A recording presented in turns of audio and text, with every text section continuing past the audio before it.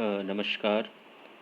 मैं डॉक्टर संजय कुमार चौबे आपके समक्ष पुनः उपस्थित हूँ किरातार्जुनीयम की पद्य व्याख्या प्रसंग में। अभी तक हम लोगों ने 9 पद्यों की व्याख्या पढ़ी थी, जिसमें 9वां पद्य ये था कि जो दुर्योधन है यानी सुयोधन, उसने षड्वर्ग को अपने बस में कर लिया है और मानवीय पद्धति यानी मनु के द्वारा बताई गई जो पद्धति है उसको वह प्राप्त करना चाहता है। और उसने अपनी व्यवस्था को ऐसे बनाया है दिन रात में बांट करके, और बिना तंद्रा बिना आलस्य के वह नीतिपूर्वक अपने पौरुषम अब नयेन नीति के द्वारा जो है पौरुष को क्या कर रहा है, विस्तार दे रहा है। आगे देखते हैं। 10वां पद्य है वह और अपने लोगों के साथ किस तरह का व्यवहार करता है, इसको देखें आप। 10वीं संख्या का पद्य है। सखीनिव प्रीतियुजो निजीविनः समानमानान् सुहृदश्च बन्धुभिः ससन्ततं दर्शयते गतस्मयः कृताधिपत्यामिव साधुबन्धुताम्। सखीनिव प्रीतियुजोऽनुजीविनः समानमानान् सुहृदश्च बन्धुभिः स सन्ततं दर्शयते गतस्मयः कृताधिपत्यामिव साधुबन्धुताम्। आप इसमें देखेंगे कि अन्वय की ओर बढ़ेंगे। इसमें गतस्मयः, गतस्मयः का मतलब है कि निरहंकारी, यानी अहंकार उसके अंदर नहीं है। गतस्मयः निरहंकारः, कौन है वो? तो कहा दुर्योधनः।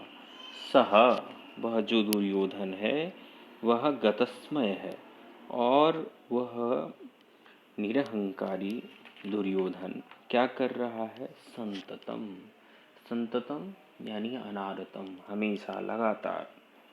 साधु, साधु यानी सम्यक, अच्छी तरीके से।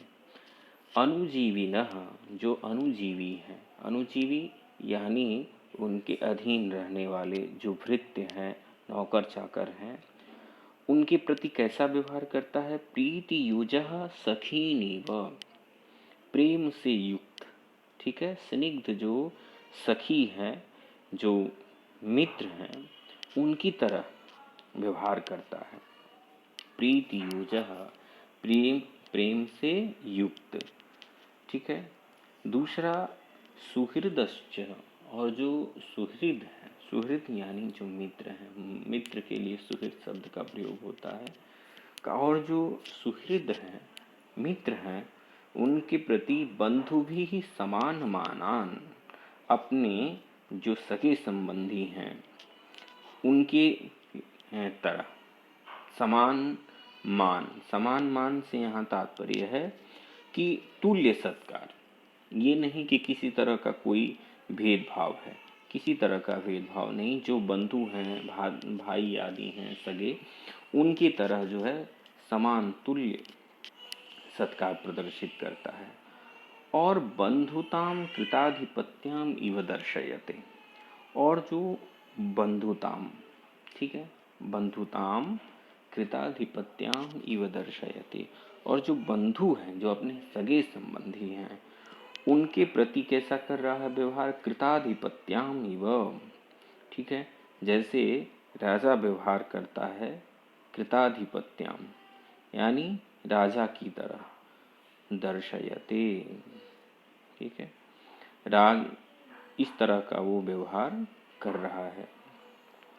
आप इसे देखेंगे कि जो उसके अनुजीवी हैं यानी नौकर चाकर हैं, उनके प्रति मित्र सा व्यवहार, ठीक है, और वह निष्कपट होकर के करता है, ऐसा नहीं कि कोई कपट और छलावे के साथ।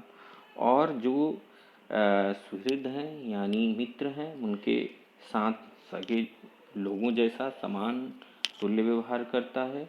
और जो बंधु हैं, सगे संबंधी इत्यादि हैं, तो उनके प्रति राजा सा कृताधिपत्याम इव दर्शयते, वह अपने आप को दिखाता है, या यूं कह सकते हैं कि अपने व्यवहार को प्रदर्शित करता है।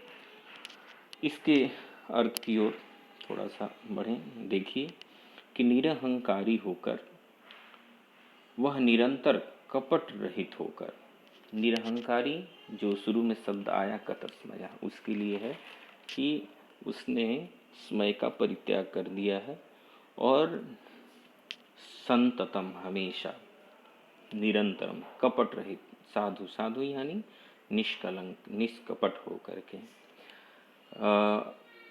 अपने भृत्यों के प्रति प्रेमी मित्र सा व्यवहार करता है, और मित्रों के प्रति सगे भाई के समान, और सगे भाइयों के प्रति राजा सा व्यवहार प्रदर्शित करता है। फिर अगले पद्य की ओर बढ़ते हैं। देखिए अगला पद्य 11 संख्या का। असक्तमाराधयतो यथा यथं विभज्य भक्त्या समपक्षपातया गुणानुरागादिव सख्यमीवान् न बाधते त्रिगणः परस्परम। इसमें है असक्तम आराधयतो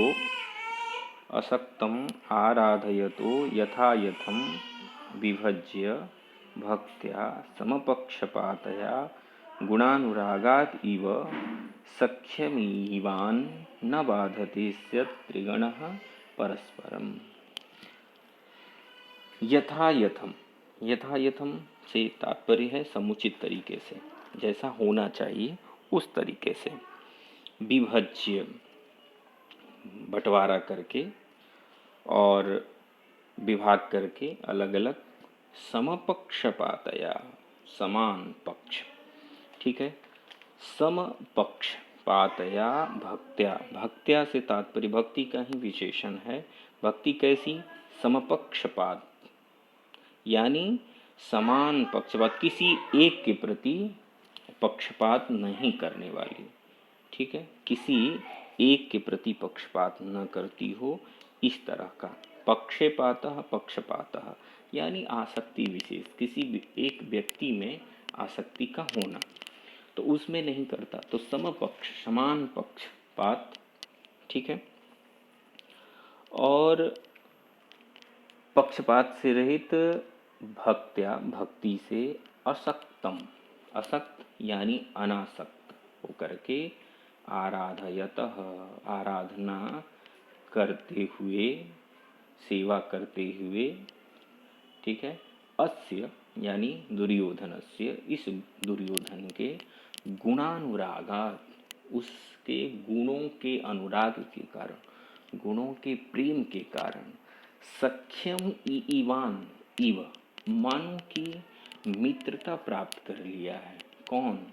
त्रिगणः, त्रिगण। तो त्रिगण यहाँ क्या है? तो त्रिगण से यहाँ तात्पर्य है धर्म, अर्थ और क्या है? काम। अर्थ, धर्म और काम। अर्थ, धर्म और काम, ये तीनों के तीनों जो है क्या है? ये त्रिगण है।